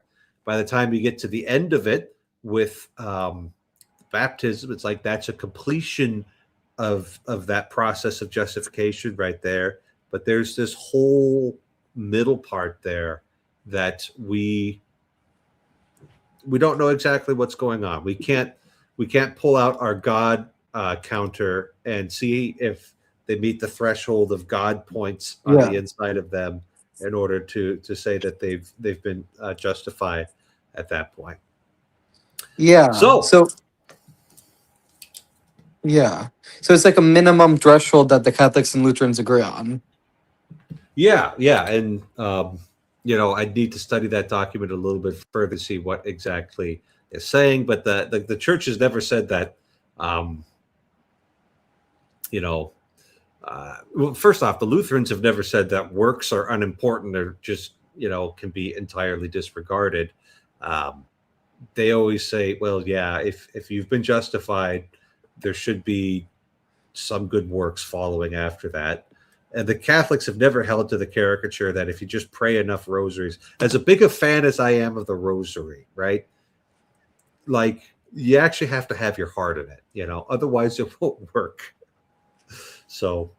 Yeah, and that's fine, Father. But it depends. Like, for example, didn't you say that it was it Kirill Wojtyla, the Pope's Bond II.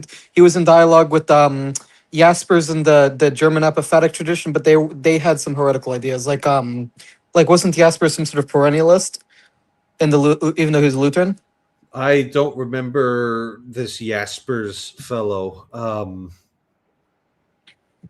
Yeah, Okay, 'cause that's that's a name yeah. I'm not familiar with. So Yeah, but I know you mentioned like Weber, and he was definitely not a Catholic, but he was still in dialogue with the Catholic, at least with Wojtyla and like the phenomenological Thomist tradition, and like yeah, the blinds between basically post Kantianism and what's acceptable and what's kosher from a Catholic perspective there is the dependent. yeah. But really, you know, you have to actually work pretty hard to get in doctrinal trouble in the Catholic Church. So, like most lay people, like they'd never have to worry about it at all. Um, you know, bad behavior is much more uh, much more salient to people than it is, holding to the wrong opinion, and even disseminating that if you're kind of a no. So it's just not the most interesting thing. Yeah. Sandy, how are you doing? Oh, hey, Sandy. I'm doing okay. I jumped on because you're talking justification, so Okay. Do you have anything Okay. you'd like me to justify, or? it's one of those words. It's one of those words. Like Well, on the subject of the word there, here's a question that might be more fun to ask my Protestant friends than you. But what is the difference between salvation and justification, if anything? Framing. Okay. Yeah, justification. I mean, the reason why I just don't think about justification all that much is it's basically a juridic framing of things, right?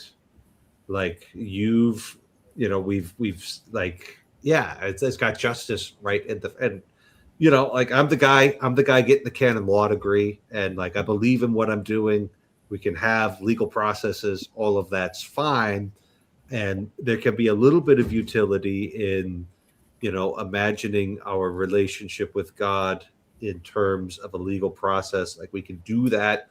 There could be some insight from that, um, but it's got limited utility, and the fact that it blew up in the 16th century, I think, tells us more about the 16th century than it does about God.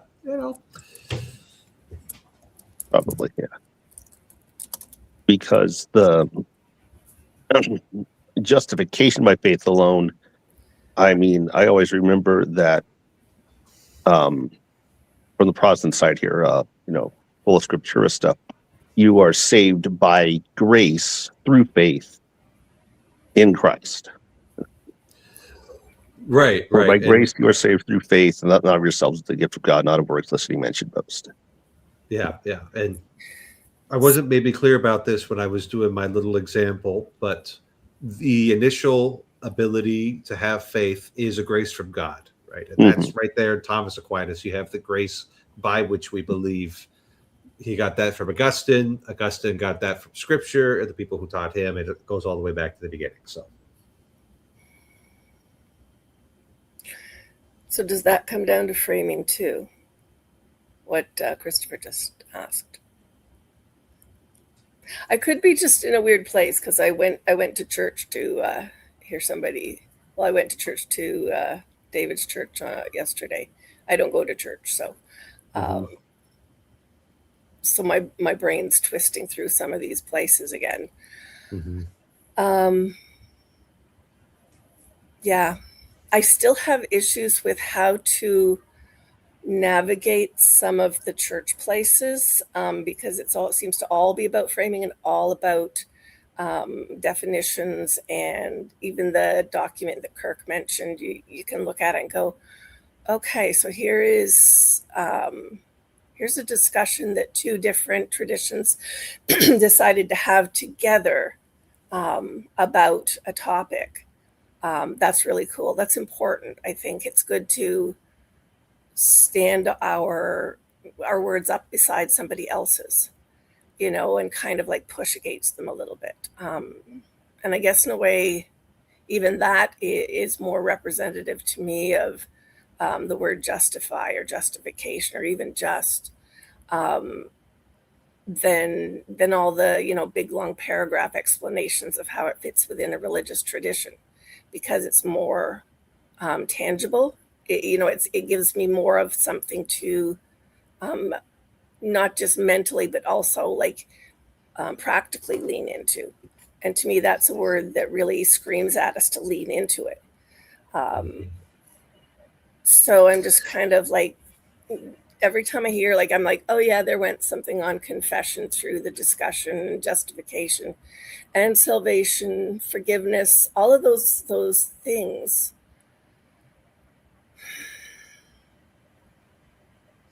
I struggle with the big picture, Mm-hmm. constant explanation on things that feels different than, they put one front foot in front of the other places with them.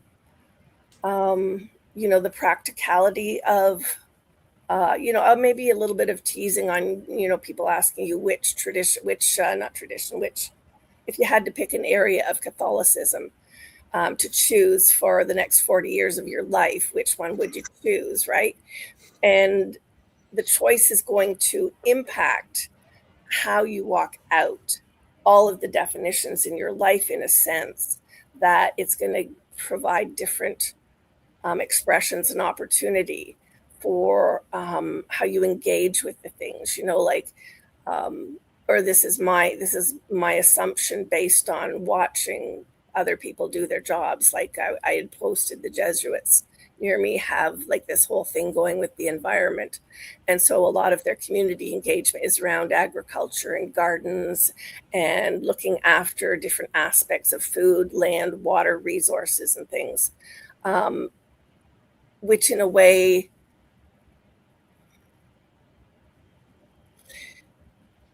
when you bring any of the words, any of the religious words into that, with people in your community, they read a different book, depending on whether they're engaging with you as a priest in the front of the church, and what are the different processes of your engagement with your congregation versus non-members, non-Catholics, this, that, like the entire community connections, in your role as what you do in the place where the entire community will see you.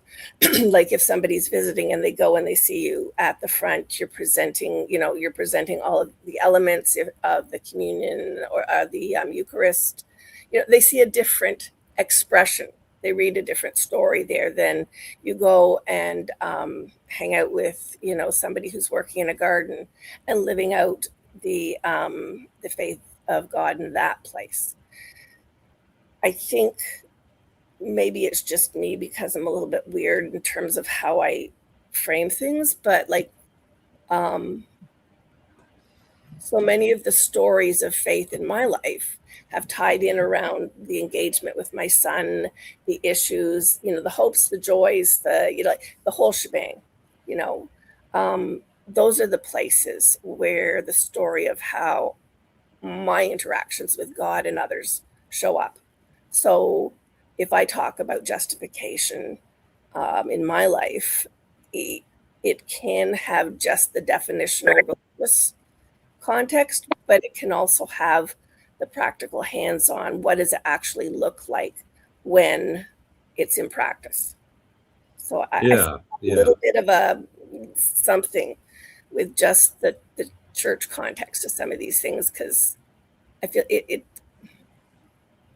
not just because my life has given me reason to have questions about it, but I think also it leaves out a component of the story or something. yeah. You know, not like justification is a theological tool that we have in our toolbox. And it has a certain utility in it to see, whether or not somebody has, let's just say, entered under the protection and sworn allegiance to Jesus. It's got a certain utility there, but it's a fairly minor thing. It's a really odd thing. It's a really odd thing, historically speaking, that at the time of the Protestant Reformation and all of that, that so many people were into what had formerly been a discussion amongst academic theologians, and like the way that people actually lived out their faith and lived out their life, in Western Christendom before that was very embodied, was very sacramental, was very ritualistic. And, for the folks over in the universities, they had these rarefied theological categories that they could use. And if you've got the sort of, dexterity with these abstract concepts, they can be really useful. But if you don't have that dexterity and you find yourself just getting overwhelmed by these words and their supposedly strict definitions, but here's these exceptions, and then here's all these things that don't fit the pattern, then they're not actually helpful to you, because it's not the right tool for the job right there. It's one rather small tool for the job there. And so when I look at, the Jesuits running a community garden and making that a part of their apostolate, like they're not thinking in terms in justification at all. That's not the mission that they're carrying out. So just being cognizant that this 2D Father Sites, this representation of me, I can't bring all of the Catholic Church through your laptops and your phones. All I can manage is to give you a little glimpse at the intellectual side of things, because that's what's portable enough to go through the laptop. And I can't give you the whole thing. And so something like Justification might play better on YouTube, but it's not really what we're up to in the church. And I'm sorry to say, Sandy, that I've got to be up to something else by now, because it's gotten dark outside and rational creatures would go to bed under such circumstances. Here So I must say good night to you all. But it was a great conversation, and each and every single one of you contributed something good. So thank you for your time and attention. Good night, and God bless you all. Good night, and God bless you, Father. You too. Good night, Father.